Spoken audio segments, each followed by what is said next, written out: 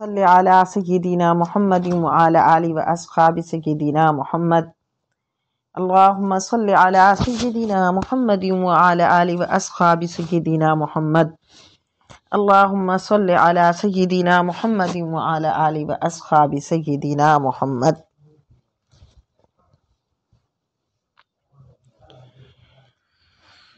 شعبان المعظم کا مبارک مہینہ، شین سے مراد شرف، عین سے مراد علو، با سے مراد بھلائی، الف سے مراد الفت اور نون سے مراد نور۔ گویا یہ وہ مہینہ ہے جو شرف، بزرگی، الفت اور رب کی محبت و الفت پانے کا مہینہ ہے۔ یہ وہ مہینہ ہے کہ جس میں لوح محفوظ سے فرشتوں کے صحیفوں میں تقادیر منتقل کر دی جاتی ہیں۔ یہ وہ مبارک مہینہ ہے کہ جس میں اللہ کے محبوب علیہ الصلاۃ والتسلیم خود کثرت سے عبادت فرمایا کرتے تھے اور خصوصاً روزوں کا اہتمام فرمایا کرتے تھے۔ یہ وہ مبارک مہینہ ہے کہ جس میں ایک رات بہت ہی مبارک اور بہت ہی برکت والی رات ہے، لہٰذا اس مبارک مہینے میں کثرت سے قرآن کی تلاوت کرنی چاہیے، درود پاک کثرت سے پڑھنا چاہیے، جتنے ہو سکے نفلی روزے آسانی کے ساتھ رکھے جا سکیں وہ رکھنے چاہیے، یا اگر اپنے قضا روزے ہوں تو ان کو اس مہینے میں رکھ لیا جائے کہ قضا روزے بھی ادا ہو جائیں گے اور اس مہینے میں روزہ دار رہنے کا ثواب بھی مل جائے گا۔ لیکن یہ یاد رہے کہ جب بھی ہم قضا روزے کی نیت کریں گے تو اس کے ساتھ نفل روزے کی نیت نہیں کریں گے، کیونکہ دو نیتیں بیک وقت نہیں ہو سکتی۔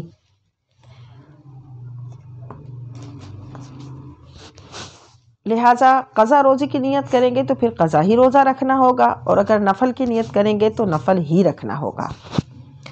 ہاں، اس مہینے میں کیا فائدہ ہوگا کہ قضا روزے کی نیت سے ہم نے روزہ رکھا، چونکہ اس مہینے میں روزہ دار رہنے کی فضیلت ہے نا، تو وہ روزہ دار رہنے کی فضیلت ہمیں حاصل ہو گئی اور ہمارا قضا روزہ بھی ادا ہو گیا۔ اللہ کا شکر ہے، اسی لیے اس مبارک مہینے کی آج پہلی تاریخ سے اس دورہ قرآن کا آغاز کیا گیا ہے۔ اب آپ کہیں گی کہ دورہ قرآن کیسے ہوا؟ یہ تو ہم پارہ نمبر 16 سے شروع کر رہے ہیں۔ تو جو گزشتہ سالوں میں الحمدللہ جب بھی ہمارا دورہ قرآن ہوا تو مکمل بھی ہوا، ماشاءاللہ مکمل 2 مرتبہ دورہ قرآن ہوا۔ اس کے بعد لاسٹ ایئر یہ ہوا تھا کہ 15 پارے ہم کر سکے تھے، اور اس کے بعد پھر اللہ رب العزت نے سفر مدینہ کی سعادت عطا کی تو وہ یہاں سے رہ گیا تھا۔ تو اللہ کا شکر ہے کہ یہی سوچا کہ پھر بجائے اس کے کہ شروع سے شروع کیا جائے، کیونکہ شروع سے شروع کر کے اکثر اوقات پھر رہ جاتا ہے اور یہ آخر کے پارے ہم سننے سے رہ جاتے ہیں، تو اس کے بجائے یہ والے پاروں سے آغاز کیا جائے، کیونکہ وہ پارے عموماً پھر بھی ہم سنتے رہتے ہیں اور عموماً ان کو کہیں نہ کہیں سننے کا یا اس طرح پڑھنے کا، ان کے واقعات بھی نظر سے گزرنے کا اہتمام رہتا ہے، لیکن یہ والے جو پارے ہیں وہ اکثر رہ جاتے ہیں۔ تو اس لیے انشاءاللہ تعالی یہ جو ہے پارہ نمبر 16 سے سورہ مریم سے ہم آغاز کریں گے۔ جس طرح تمام بہنوں نے اس میں اپنا بھرپور حصہ لیا اور ماشاءاللہ سے کہ جس جذبے کے ساتھ اس کو جوائن کرنے کا کے لیے میسیجز بھیجے، پیغامات بھیجے، اپریشیٹ کیا، تو اس نے بھی بہت جذبے کو بلند کیا، کیونکہ ظاہر ہے بندہ جب کام کرتا ہے تو جیسا رسپانس سامنے سے آتا ہے وہ بھی اس کے جذبوں کو مہمیز کرتا ہے اور اس کی روحانی توانائی میں بھی اضافہ کرتا ہے۔ اللہ تعالیٰ آپ سب کو اس پر بہترین جزا عطا فرمائے، اللہ تعالیٰ آپ سے راضی ہو جائے۔ اس مبارک مہینے کی آج پہلی تاریخ اور پیر کا مبارک دن تھا، اللہ کا شکر، اور اللہ نے یہ مبارک کام کا آغاز کروایا ہے تو اللہ اس کو پائے تکمیل تک پہنچائے۔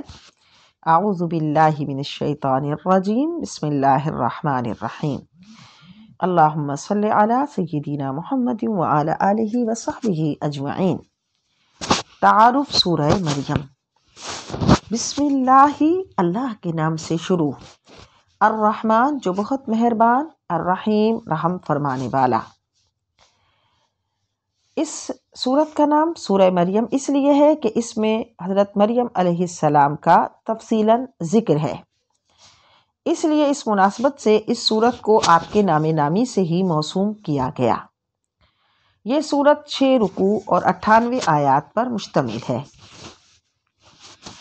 یہ کس دور میں نازل ہوئی؟ جب مکہ کے 2 مشہور سیاستدان عمر بن العاص اور عبداللہ بن ابی ربیعہ اپنی سیاسی ریشہ دوانیوں کے باوجود نجاشی کو اس بات پر آمادہ کرنے میں ناکام رہے کہ وہ مسلمان مہاجرین کو حبشہ سے نکل جانے کا حکم صادر کرے۔ نجاشی سے کہا کہ وہ مسلمانوں سے پوچھے کہ وہ حضرت عیسیٰ کے متعلق کیا عقیدہ رکھتے ہیں۔ انہیں یقین تھا کہ مسلمان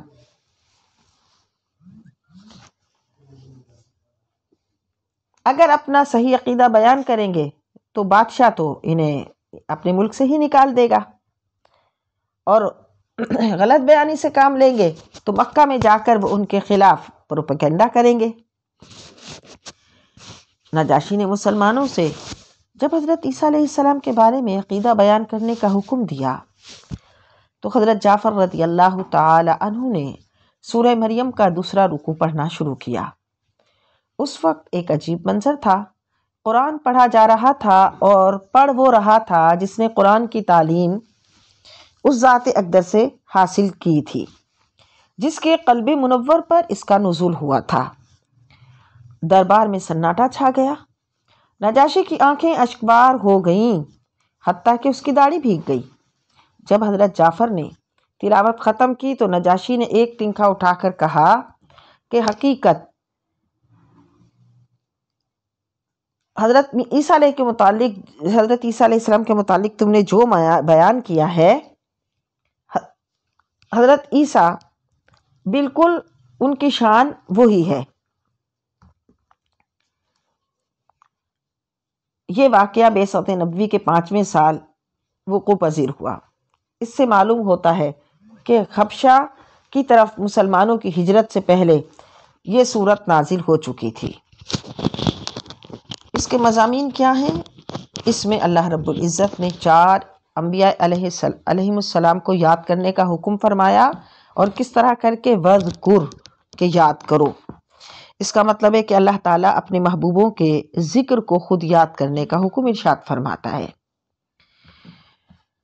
اس صورت میں ایک بہت بڑا معجزہ بھی ہے اور ایک ولیہ کی کرامت بھی ہے۔ وہ اس طرح کہ حضرت زکریا علیہ السلام جو بڑھاپے کو پہنچ گئے تھے، ان کو بیٹے کی ولادت کی خوشخبری سنائی گئی، جس سے یہ پتہ چلا کہ اللہ رب العزت جب کسی کو کچھ عطا فرمائے تو ضروری نہیں کہ وہاں اسباب و علل بھی ہوں۔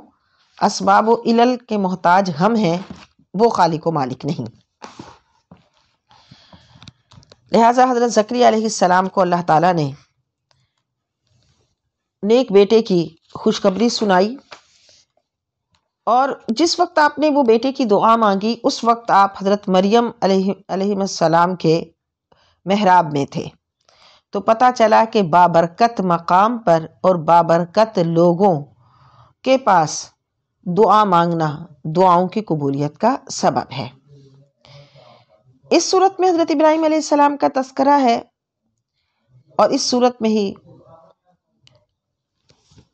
اولو العزم پیغمبروں کے خصوصی کمالات کا بھی ذکر کیا گیا ہے، اور اس صورت میں منکرین کرامت کی غلط فہمیوں کو بھی دور کیا گیا ہے، اور پھر گمراہ فرقوں کی حماقتوں کے پردے بھی چاک کیے گئے ہیں۔ یہ اس صورت کا تعارف تھا۔ اب ہم اس صورت کو شروع کرتے ہیں پڑھنا۔ بسم اللہ، اللہ کے نام سے شروع، الرحمن جو بہت ہی مہربان، الرحیم رحم فرمانے والا۔ جب ہم نے کہا بسم اللہ، اللہ کے نام سے شروع، تو ہم اللہ کا اسم جلالہ، بزرگی والا نام، بابرکت نام شروع ہی میں لائے۔ میں شروع کرتی ہوں کہنے کے بجائے، شروع کیا میں نے کہنے کے بجائے ہم کیا کہیں گے؟ اللہ کے نام سے شروع۔ اللہ وہ ذات پاک جو ہمیشہ سے ہے اور ہمیشہ رہے، جو کسی کی محتاج نہیں، اور جو حی ہے اور قیوم ہے، زندہ ہے، سب کو قائم رکھنے والا ہے۔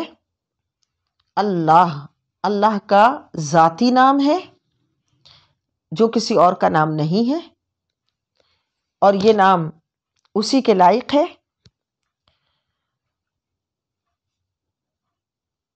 اللہ تمام کمزوریوں سے پاک، بزرگی والا، جلالت والا، عظمت والا، خالق کائنات، مالک کائنات، رب کائنات، یہ اس کا ذاتی نام ہے اللہ۔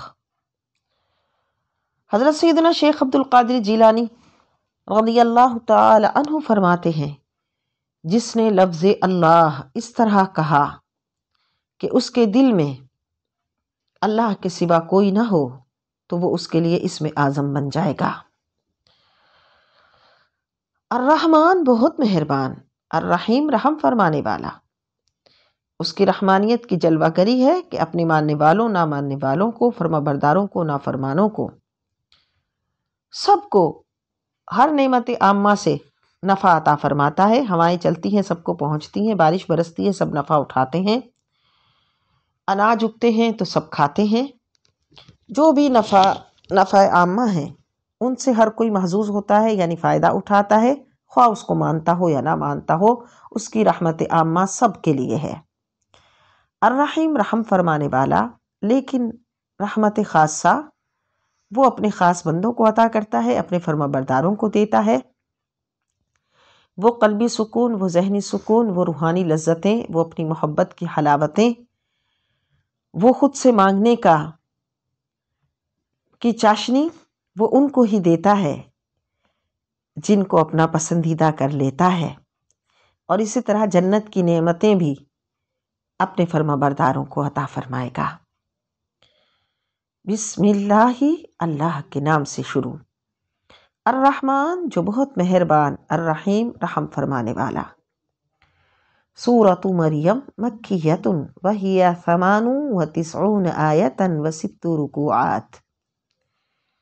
کاف ہا یا عین صاد، یہ حروف مقطعات ہیں۔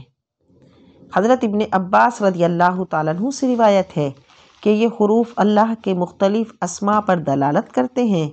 کاف کافی پر، ہا ہادی پر، یا حکیم پر، عین علیم پر، اور صاد صادق پر۔ امام قشیری نے حضرت ابن عباس رضی اللہ تعالیٰ عنہ کا یہ مفہوم بھی نقل کیا کہ وہ اپنی مخلوق کے لیے کافی ہے، اپنے بندوں کو ہدایت دینے والا ہے، سب پر غالب ہے، سب کو جانتا ہے، اور اپنے وعدے کا سچا ہے۔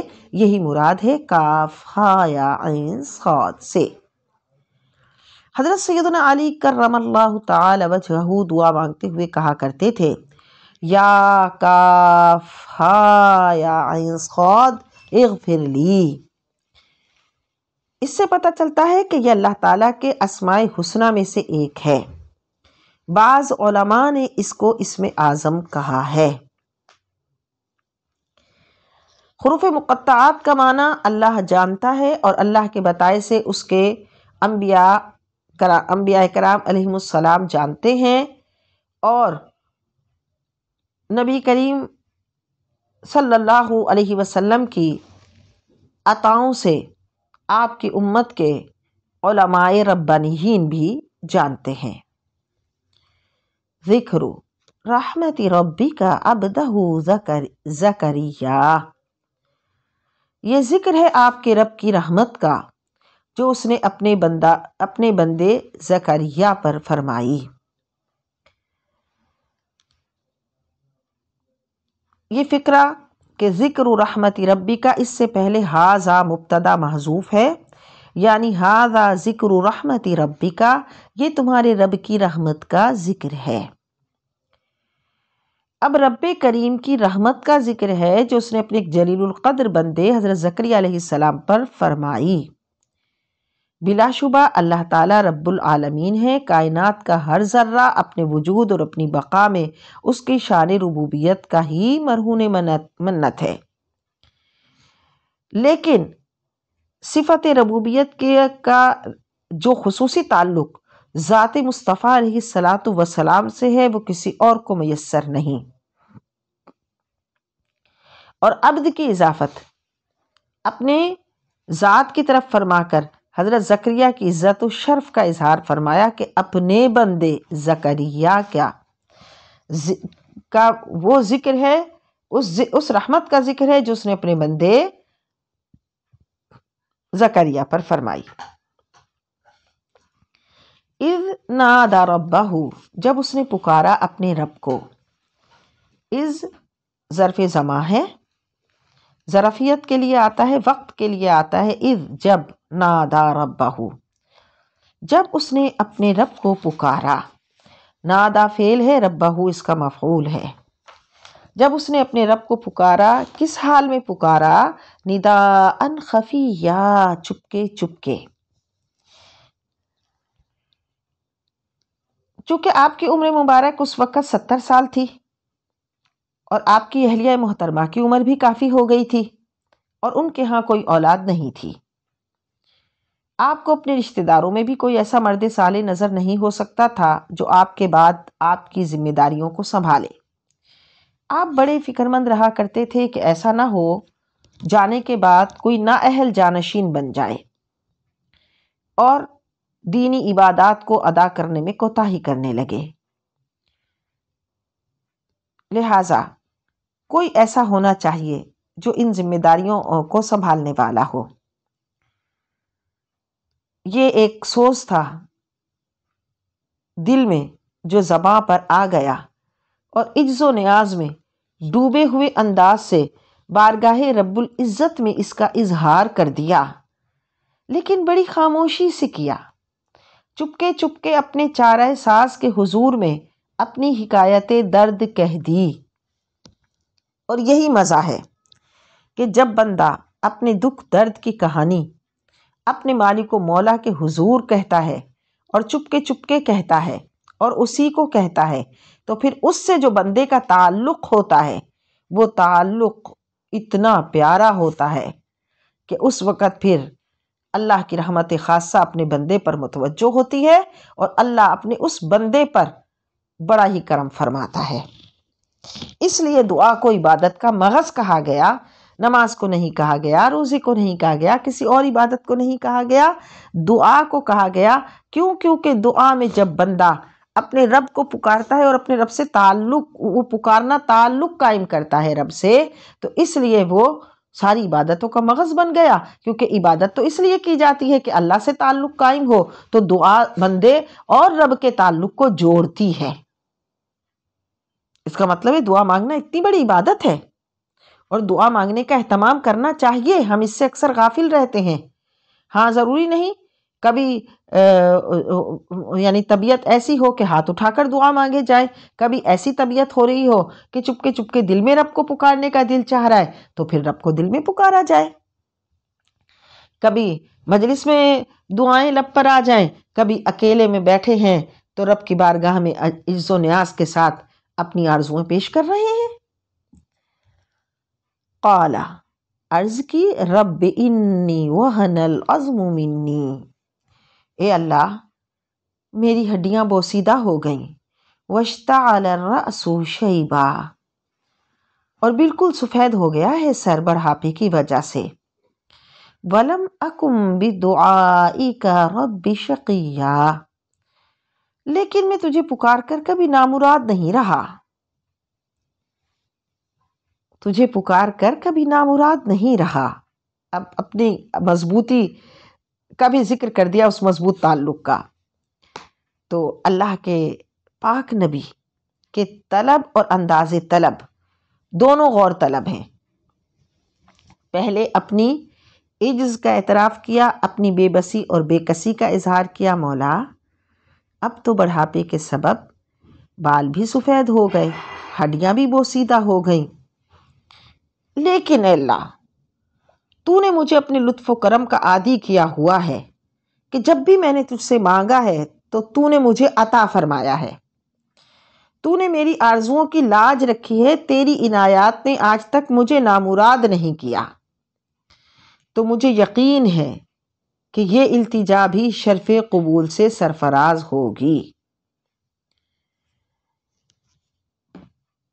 وَإِنِّي خِفْتُ الْمَوَالِيَ مِنْ وَرَائِي، اور میں ڈرتا ہوں اپنے بے دین رشتہ داروں سے۔ وَكَانَتْ امْرَأَتِي عَاقِرًا فَهَبْ لِي مِن لَّدُنكَ وَلِيًّا، اور میری بیوی بانجھ ہے، پس عطا کر دے مجھے اپنے پاس سے ایک وارث۔ دعا کی اہمیت کا ذکر بھی کر دیا کہ میرے قریبی رشتہ دار میرے وارث بننے کے خواہش مند ہیں، لیکن ان میں سے کوئی بھی ایسا نہیں جو ان ذمہ داریوں کو سنبھالنے کی اہلیت رکھتا ہو۔ پھر اپنے بڑھاپا یعنی پیرانہ سالی، بڑھاپا اور اپنی بیوی کے بانجھ ہونے کا تذکرہ بھی کر دیا۔ اب ان آداب شاہانہ کو بجا لانے کے بعد اصل مدعا ذکر کیا، فَهَبْ لِي مِن لَّدُنكَ وَلِيًّا، اللہ تو مجھے بخش دے اپنے پاس سے ایک وارث، یَرِثُنِی وَیَرِثُ مِنْ آلِ یعقوب، جو وارث بنے میرا اور وارث بنے یعقوب علیہ السلام کے خاندان کا۔ انبیاء کے اموال اور جائیدادیں میراث اور وارثوں میں تقسیم نہیں ہوتی۔ کیوں؟ کیونکہ ان کا جو مال ہوتا ہے وہ علم ہوتا ہے،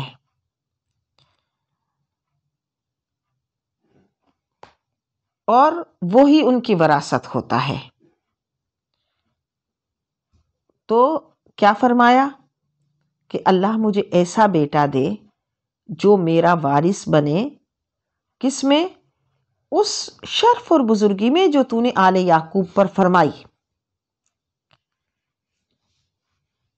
اس لیے انبیاء کے وارث علماء ہیں۔ انبیاء درہم و دینار کا وارث کسی کو نہیں بناتے۔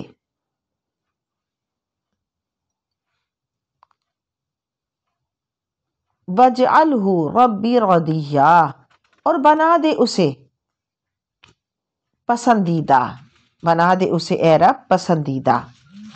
اب اس کی صفات بھی مانگی کہ اللہ تعالیٰ وہ اچھا ہو، ایسا ہو کہ تو اس سے راضی ہو۔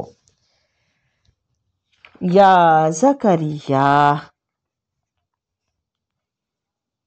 اے زکریا، انا نبشرک بغلام اسمہ یحییٰ، ہم خوشخبری دیتے ہیں تجھے ایک بچے کی ولادت کا، اس کا نام یحییٰ ہوگا۔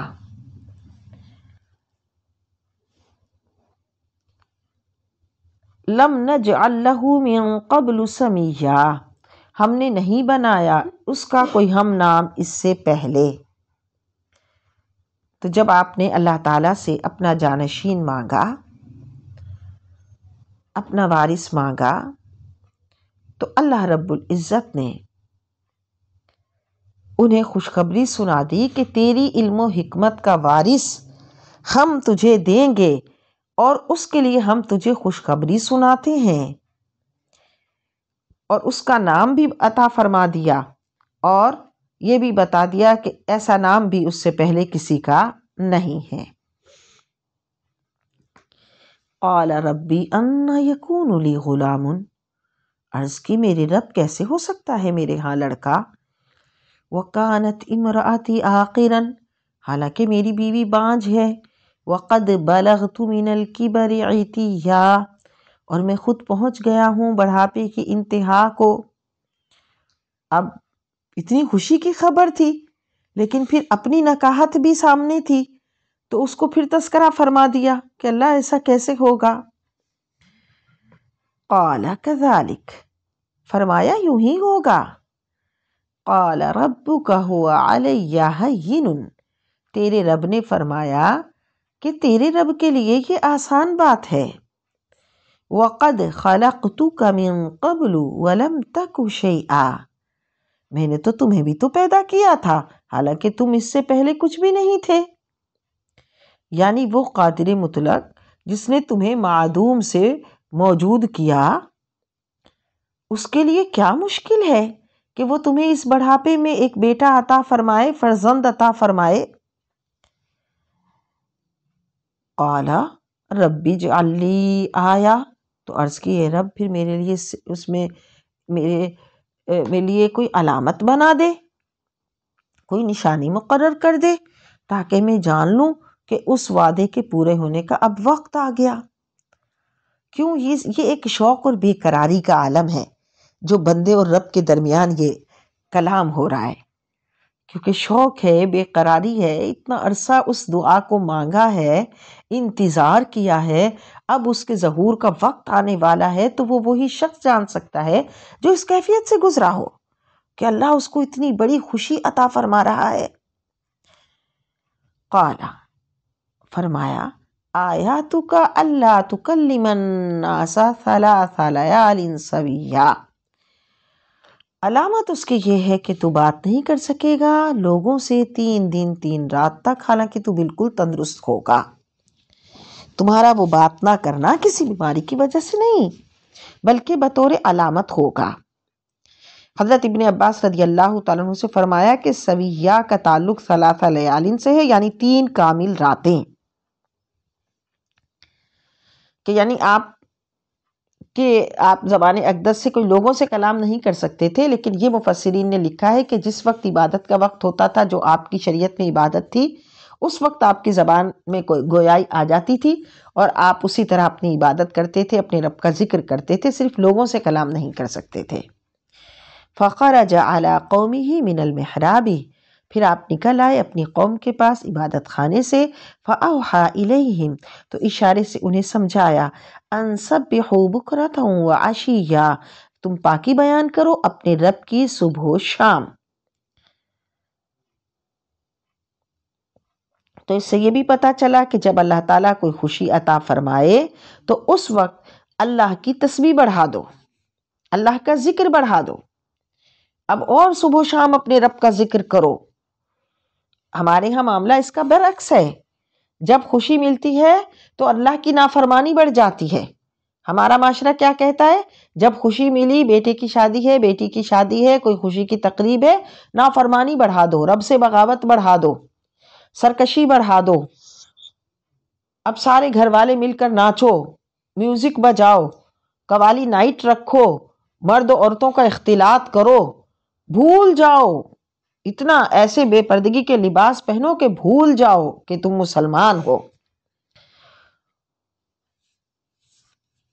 اس طرح کی تصاویر بنانے کا اہتمام کرو کہ حیا کو بھی حیا آئے، کہ دولہا ابھی نہ دلہن کو دیکھ پائے، اس سے پہلے کیمرہ مین سب کچھ دیکھے، وہ اسٹائل بنائے، وہ انداز اختیار کرے۔ یعنی یہ کیا کہ جب اللہ رب العزت نے خوشی کا وہ موقع عطا فرمایا کہ جس وقت اللہ نے اس کی اس اولاد کو عمر کا وہ حصہ عطا فرمایا جس میں اس کا جوڑ ملایا، اس سے ماں باپ کے دل میں اس خوشی کو داخل کیا، تو سارے کے سارے اللہ سے بغاوت پہ اتر آئے اور رب کی نافرمانی کرنے لگے، جبکہ نکاح ایک عبادت ہے۔ بندہ مومن کے لیے نفلی عبادت میں مشغولیت سے بہتر ہے کہ وہ نکاح کرے، حضور کی امت کو بڑھائے اور ذمہ داریوں کو سنبھالے، اور اس وقت بندہ مومن رب کو بھول جائے، حالانکہ اس وقت اللہ کے شکر کا مقام بڑھ جاتا ہے۔ یہاں تک حضرت زکریا علیہ السلام کا واقعہ ہوا۔ اب آگے ہے، یا یحییٰ خذ الکتاب بقوہ، اے یحییٰ لے لو اس کتاب کو مضبوطی سے۔ اب یہ کس وقت کی بات ہے؟ جب حضرت یحییٰ علیہ السلام جو حضرت زکریا علیہ السلام کے بیٹے ہیں، اللہ نے ان کو ان کے والد کی دعا قبول فرمائی اور ان کو بھی منصب نبوت پر فائز فرمایا، تو انہیں کتاب عطا فرمائی اور فرمایا کہ اس کو لے لو اور حکم خداوندی کی تعمیل کرو اور اس سے پیغام حق لوگوں کو سناؤ۔ اور اسی طرح تھا کہ آپ دشوار گزار پہاڑوں میں جا کر، آپ دور دراز علاقوں میں جا کر لوگوں کو پیغام حق سناتے تھے اور گناہوں سے تائب ہونے کی ترغیب دیتے تھے، اور بے شمار لوگ آپ کی تبلیغ کی برکت سے راہ حق پر آئے تھے۔ وَآتَيْنَاهُ الْحُكْمَ صَبِيًّا، اور ہم نے اس کو عطا کر دی دانائی جبکہ وہ بچے تھے۔ یعنی اس کا مطلب ہے کہ یہ کتنی خوبصورت حضرت یحییٰ کی صفت کو اللہ نے ذکر فرمایا، وَحَنَانًا مِّن لَدُنَّا، اور عطا فرمائی دل کی نرمی اپنی جانب سے۔ حنانا شفقت و رحمت، حنانن کیا مطلب ہے؟ شفقت و رحمت، بلکہ شفقت اور رحمت اور محبت کے مجموعے کو حنان کہتے ہیں۔ تو یہاں ان صفات حمیدہ کا ذکر ہو رہا ہے، اس اخلاق حسنہ کا ذکر ہو رہا ہے جن سے متصف ہو کر حضرت زکریا کا یہ فرزند دنیا میں تشریف لایا تھا۔ وَزَكَّاهُ، اور نفس کی پاکیزگی عطا کی، وَكَانَ تَقِيًّا، اور وہ بڑے پرہیزگار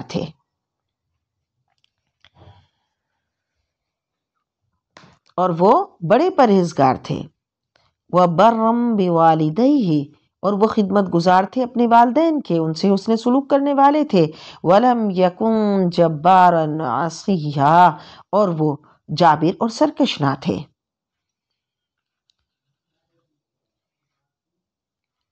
وَسَلَامٌ عَلَيْهِ يَوْمَ وُلِدَ، اور سلامتی ہو اس روز جس روز وہ پیدا ہوئے۔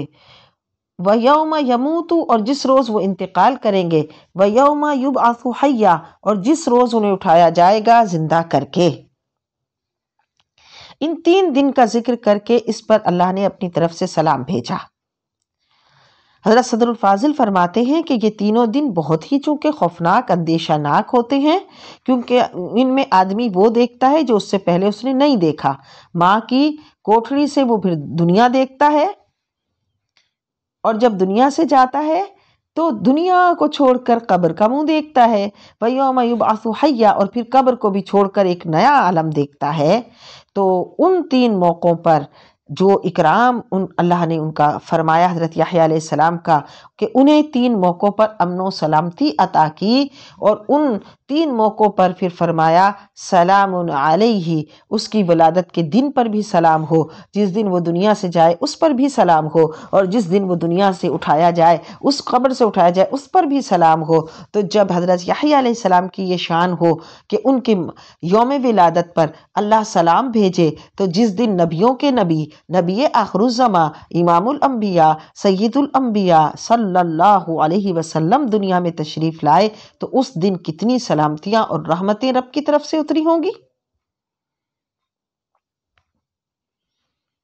اور وہ کتنی امن و سلامتی نازل ہوئی ہوگی۔ تو اس لیے جب وہ دن آئے گا، وہ رحمتیں اور سلامتیاں لوٹ کر آئیں گی جو اس دن اللہ نے اپنے محبوب کے صدقے بانٹے۔ جیسا کہ جب جمعہ کا دن آئے گا، تو جمعہ کا دن چونکہ رحمت و برکت کا دن ہے، حضرت آدم علیہ السلام کی پیدائش کا دن ہے، جب جمعہ کا دن آئے گا تو وہ رحمت و برکت آئے گی۔ تو جب ہمارے آقا و مولا صلی اللہ علیہ وسلم کا یوم پیدائش، یوم ولادت آئے گا، تو تب وہی رحمتوں اور سلامتیاں اور برکتیں آئیں گی، جن کو لینے کے لیے، جن سے دامن بھرنے کے لیے، ان عطاؤں کو پانے کے لیے حضور کے غلام پھر عرض گزاریاں کرتے ہیں اور خصوصی اہتمام کرتے ہیں۔ تو کوئی حرج کی بات نہیں ہے، مانگتے اپنے رب سے مانگتے ہیں، پیارے مصطفیٰ صلی اللہ علیہ وسلم کے صدقے مانگتے ہیں، بانٹنے والا رب ہے، صدقے حضور کے بٹتے ہیں، لینے والے حضور کے غلام ہیں، تو کہیں کوئی تعامل ہے ہی نہیں۔ اس لیے ہر ایک کو ملتے بھی نہیں ہیں، حضور کے سچے غلام مانگتے ہیں، سچے غلاموں کو ملتا ہے۔ وَاذْكُرْ فِي الْكِتَابِ مریم، اور اے حبیب بیان کیجئے کتاب میں مریم کا حال، یاد کیجئے۔ اب دیکھیے پھر وذکر کہا، اس کا مطلب ہے اللہ تعالیٰ یاد کرواتا ہے، فرماتا ہے یاد کرو، بیان کرو ان کے احوال کہ جن کے احوال سے تمہیں اللہ کی قدرتوں کا پتہ چلے۔ اِذِ انتبذت من اہلہا مکانا شرقیہ، جب وہ الگ ہو گئی اپنے گھر والوں سے ایک مکان میں جو مشرق کی طرف تھا۔ فاتخذت من دونہم حجابا، تو اس نے لوگوں کی طرف سے ایک پردہ بنایا۔ اب کیا کہ جب حضرت زکریا اور ان کی اہلیہ کی عمر 100 سال کے قریب پہنچ چکی تھی اور اولاد پیدا ہونے کا طبی وقت گزر چکا تھا، تو اللہ تعالیٰ نے انہیں اپنی قدرت کاملہ سے بچہ عطا فرمایا۔ اللہ کی کچھ ہیں قوانین، اصول و ضوابط، لیکن اللہ ان اصول و ضوابط اور قوانین کا پابند نہیں ہے، وہ بندے پابند ہیں۔ اللہ چاہے تو بغیر ان اصول و ضوابط کے اپنی قدرت کاملہ سے حضرت عیسیٰ علیہ السلام کو بن باپ کے پیدا فرما دے اور حضرت زکریا علیہ السلام کو بڑھاپے میں اولاد عطا فرما دے. یہی اس کی قدرت کا یہاں اظہار ہے. فَأَرْسَلْنَا إِلَيْهَا رُوحَنَا فَتَمَثَّلَ لَهَا بَشَرًا سَوِيًّا، پس ہم نے بھیجا اس کی طرف جبرائیل کو، پس وہ ظاہر ہوا اس کے سامنے ایک تندرست انسان کی صورت میں. تو حضرت مریم علیہ السلام چونکہ عبادت کیا کرتی تھی، کیوں؟ کیونکہ ان کی والدہ نے نظر مانی تھی. کب؟ جب یہ اپنی ماں کے پیٹ میں تھیں کہ یہ جو میرے پیٹ میں بچہ ہے اسے بیت المقدس کی خدمت کے لیے وقف کروں گی. اور جب پھر آپ پیدا ہوئیں تو پھر آپ پریشان ہوئیں کہ اب بیٹی کو کیسے وقف کروں. تو بہرحال پھر سب نے مل کر مشورہ دیا اور حضرت زکریا علیہ السلام بھی تھے.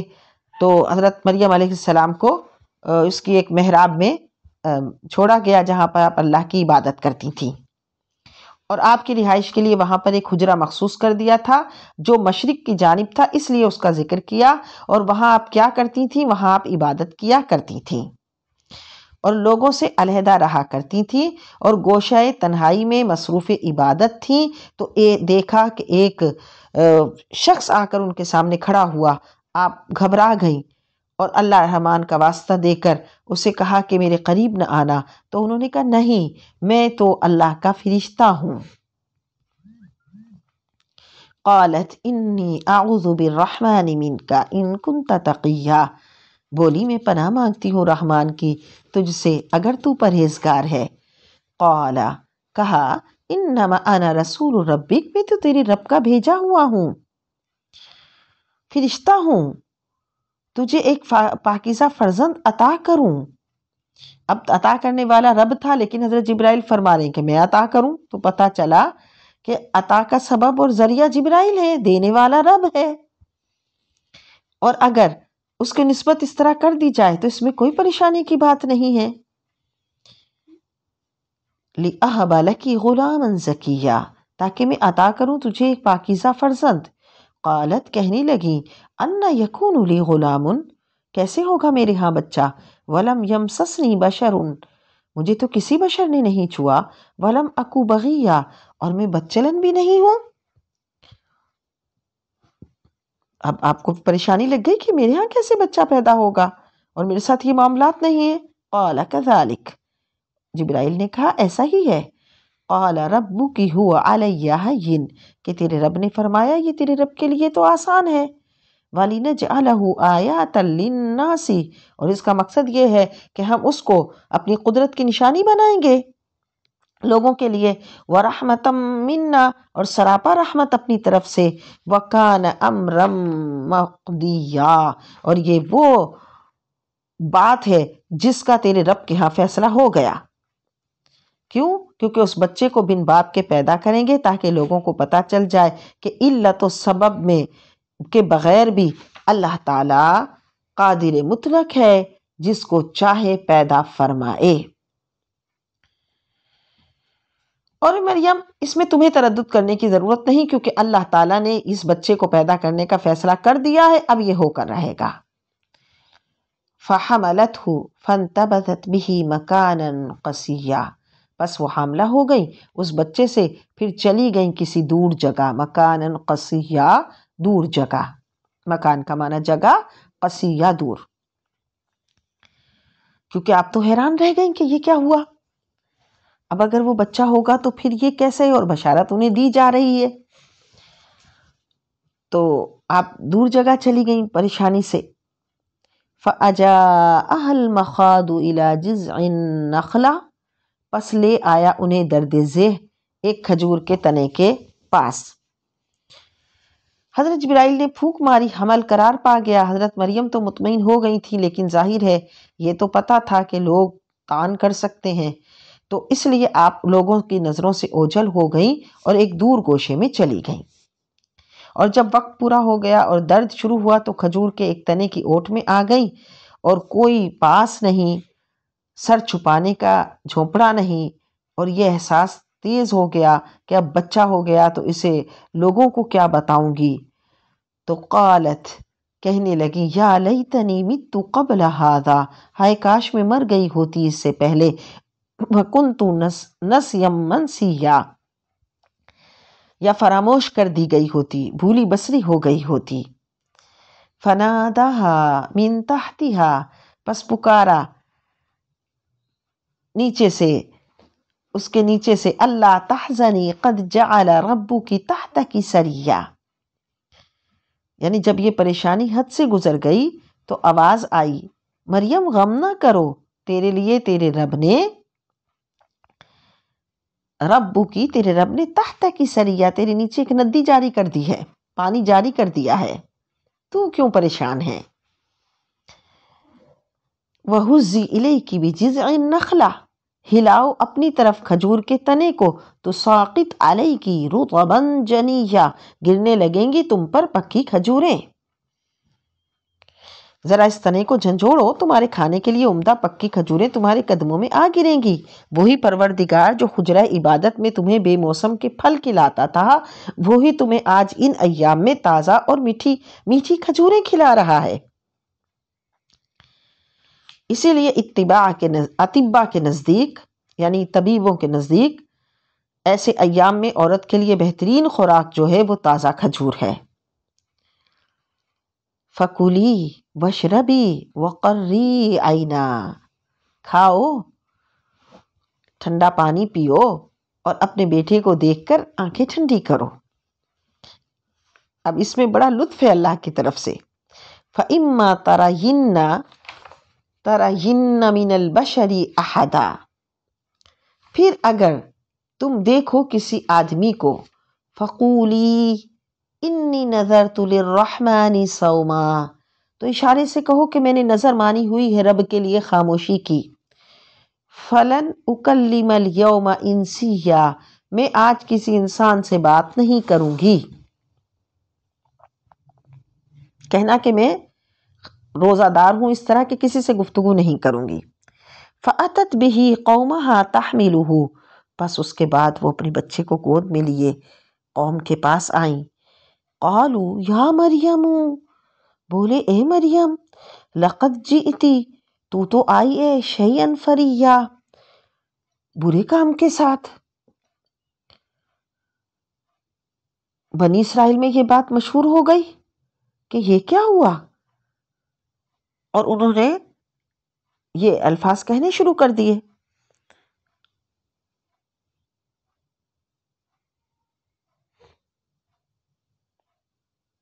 یہ فریہ کا معنی حیران کن، یعنی ایسا حیران کن کام تم کر کے آ گئی ہو۔ یا اخت ہارون ما کان ابوکی امرأ سوء، اے ہارون کی بہن تمہارا باپ برا آدمی نہ تھا، وما کانت امک بغیہ، اور تمہاری ماں بھی ایسی نہ تھی۔ بعض علماء نے کہا کہ آپ کے کسی بھائی کا نام ہارون تھا، یہ وہ والے ہارون نہیں ہے، کسی بھائی کا نام ہارون تھا تو اس لیے یہ کہا، یا پھر بعض نے کہا کہ وہ وہاں کوئی سلسلہ ملتا تھا تو اس حساب سے آپ کو جو ہے یہاں پر وہ کیا گیا ہے۔ اور حضور علیہ السلام نے فرمایا کہ بنی اسرائیل میں دستور تھا کہ وہ اپنے بچوں کے نام انبیاء اور پہلے بزرگوں کے نام پر رکھا کرتے تھے، تو اسی لیے حضرت مریم کے کسی بھائی کا نام ہارون تھا، جو حضرت ہارون علیہ السلام جو نبی تھے ان کے برکت کے لیے رکھا گیا تھا۔ یا پھر یہ کہا کہ وہ حضرت ہارون جو نبی تھے ان کے خاندان سے تھیں، تو اس لیے پھر انہوں نے، چونکہ وہ ایک معزز گزرے تھے، نبی گزرے تھے، تو اس لیے ان کی طرف منسوب کر کے کہا۔ جیسے نہیں خاندان میں کوئی بڑا گزرتا ہے تو اس کی طرف کبھی کسی شخص کو منسوب کر کے کہتے ہیں تم تو فلاں خاندان کے ہو، تو وہ مراد ہے، یعنی وہ آر دلا رہے تھے کہ تمہارے ابو بھی ایسے نہیں تھے، تمہاری امی بھی ایسی نہیں تھیں، تمہارے تو خاندان ان کا خاندان ہے۔ فَأَشَارَتْ إِلَيْهِ، اس پر مریم نے بچے کی طرف اشارہ کیا۔ قالو، کہنے لگے، کیف نکلم من کان فی المہدی، ہم کیسے اس سے بات کریں جو گہوارہ میں ہے، یعنی مریم خود تو چپ کر کے بیٹھی ہو، بات ہی نہیں کر رہی ہو، اور جو یہ دودھ پینے والا چھوٹا سا بچہ ہے اس کی طرف اشارہ کر کے کہہ رہی ہو کہ یہ ہمارے سے گفتگو کرے گا۔ صبیہ، کم سن بچہ۔ قال انی عبد اللہ، اچانک وہ بچہ بول اٹھا، میں اللہ کا بندہ ہوں، آتانی الکتاب، اس نے مجھے کتاب عطا کی ہے، وجعلنی نبیہ، اور اس نے مجھے نبی بنایا ہے۔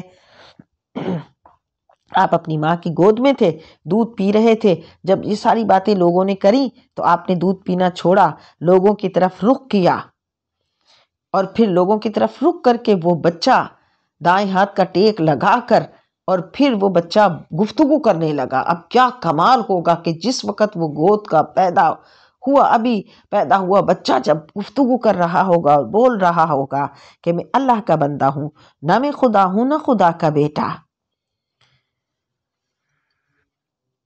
اللہ مجھے کتاب دے گا اور مجھے اللہ نے نبی بنایا ہے، وَجَعَلَنِي مُبَارَكًا، اور اس نے مجھے بابرکت کیا ہے، اَيْنَمَا كُنْتُ، میں جہاں کہیں بھی ہوں،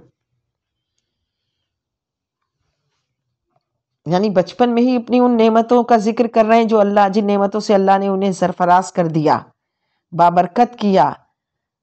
وَأَوْصَانِي بِالصَّلَاةِ، اس نے مجھے حکم دیا نماز ادا کرنے کا، وَالزَّكَاةِ، زکوٰۃ دینے کا، مَا دُمْتُ حَيًّا، میں جب تک زندہ رہوں، وَبَرًّا بِوَالِدَتِي، اور مجھے خدمت گزار بنایا ہے اپنی والدہ کا، وَلَمْ يَجْعَلْنِي جَبَّارًا شَقِيًّا، اور مجھے جابر اور بدبخت نہیں بنایا۔ اور پھر اپنی والدہ کا ذکر کس لیے کیا کہ تاکہ لوگوں کو پتہ چل جائے کہ ان کی والدہ تقیہ، عفیفہ، زاہدہ اور قانتہ ہیں، اور ان کی پاک دامنی کا لوگ یقین کر لیں۔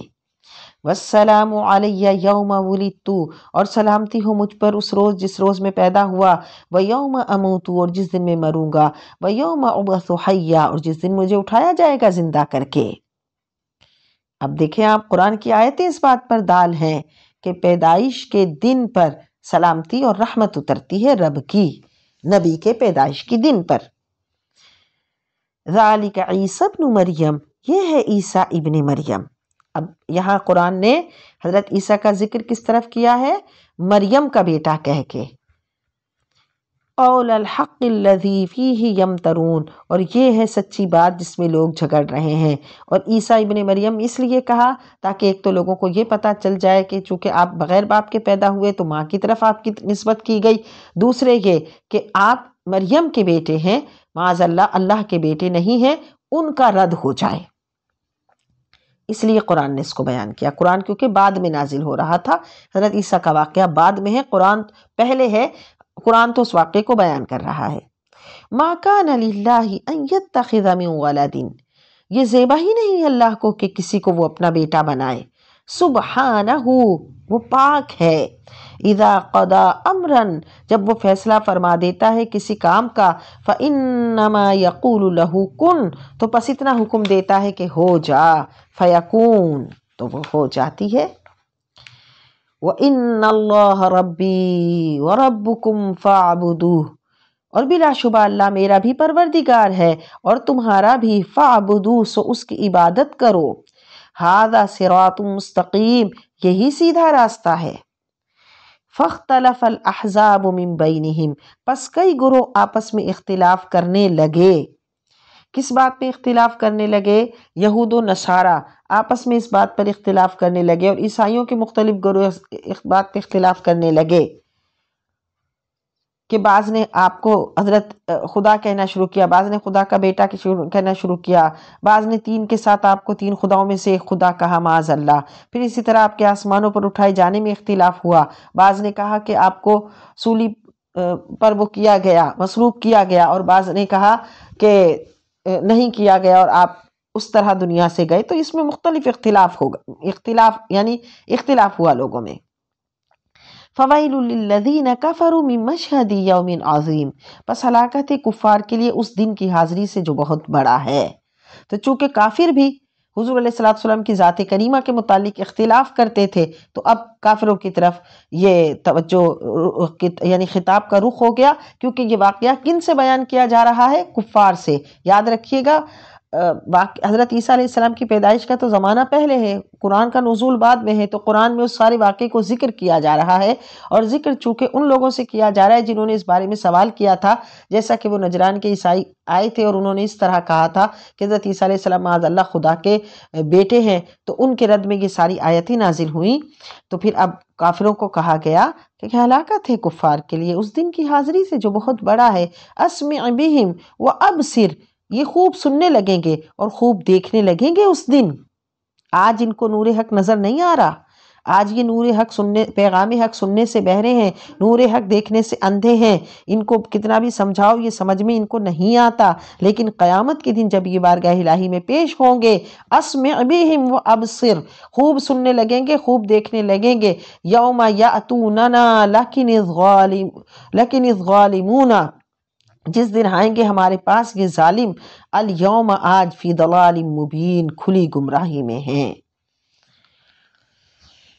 وَأَنذِرْهُمْ يَوْمَ الْحَسْرَةِ، اور آپ ڈرائیے انہیں حسرت و ندامت کے دن سے، اِذْ قُضِیَ الْأَمْرُ، جب ہر بات کا فیصلہ کر دیا جائے گا، وَهُمْ فِي غَفْلَةٍ، اور آج کے لوگ غفلت میں ہیں، وَهُمْ لَا يُؤْمِنُونَ، اور یہ ایمان نہیں لاتے۔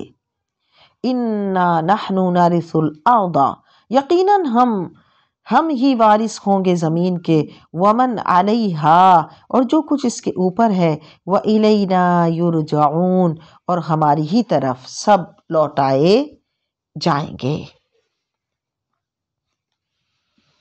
تو اللہ نے کیا ارشاد فرمایا؟ اللہ ہی مالک ہے زمین اور آسمان کا، اور جس دن اللہ جب ہر بات کا فیصلہ کرے گا تو یہ جتنے غفلت میں ہیں انہیں بڑی حسرت و ندامت ہوگی، ان کے لیے بڑی حسرت و ندامت کا وہ دن ہوگا، اور جو کچھ اس زمین پر ہے یہ سب کا سب، اور یہ لوگ بھی سب ہماری ہی طرف لوٹائے جائیں گے۔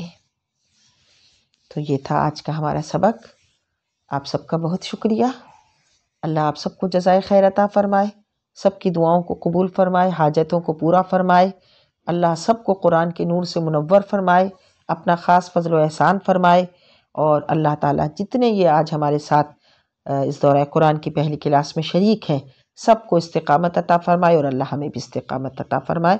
وآخر دعوانا الحمد للہ رب العالمین۔ اللہم صلی علی سیدنا محمد وعلی آلہ وصحبہ اجمعین۔